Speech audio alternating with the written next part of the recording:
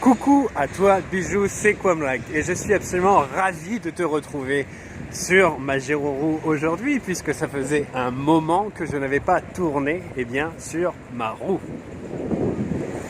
Alors aujourd'hui j'aimerais te parler de l'importance de la formulation au niveau oral puisque je vais te livrer 3 exemples.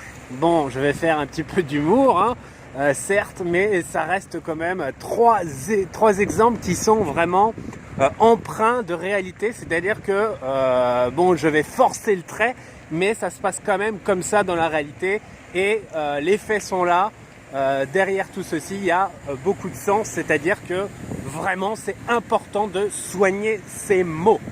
Alors, la première expression, le premier exemple que moi j'entends parfois et je me dis bah oui alors là ça c'est sûr que si on passe sa vie à employer souvent ces termes-là, on va pas avancer à grand chose. C'est les personnes qui disent oui et non. C'est-à-dire que c'est pas oui, c'est pas non, c'est oui et non. Imagine, tu te retrouves dans une situation à risque. Pas forcément un acte sexuel, mais je ne sais pas, une transfusion sanguine, tu donnes ton sang ou quoi. Il y a une histoire de sida qui est en ligne de compte et la personne, c'est elle qui est en risque et elle te demande, mais sinon, t'as le sida ou pas? Et là tu lui dis, bah c'est-à-dire que oui et non. Imagine sa tête. Dans la vie, il faut être décisif.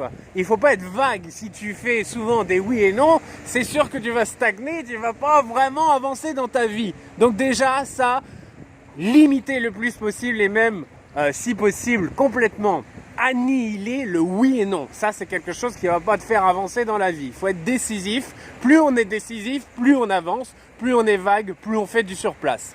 Le deuxième exemple, tout à fait dans la même ambivalence, c'est le plus ou moins. Alors tu as des personnes qui vont aimer cette formule comme ça, elle se mouille pas, voilà, c'est plus ou moins. Imagine, ta l'être aimé qui vraiment veut prendre la température et qui a vraiment besoin de repères et puis qui a aussi besoin de quelque chose de concret et qui te dit « Est-ce que tu m'aimes ?» Et là tu dis « Plus ou moins ».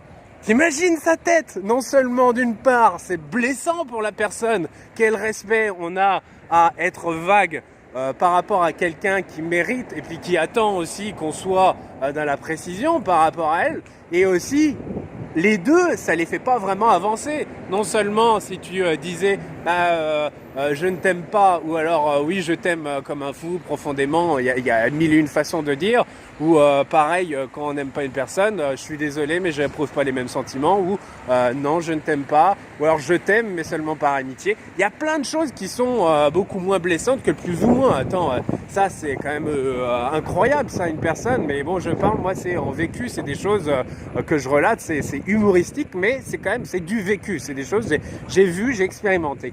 Donc évidemment ça peut prêter à sourire quand je l'ai dit d'emblée, mais c'est vrai. Voilà.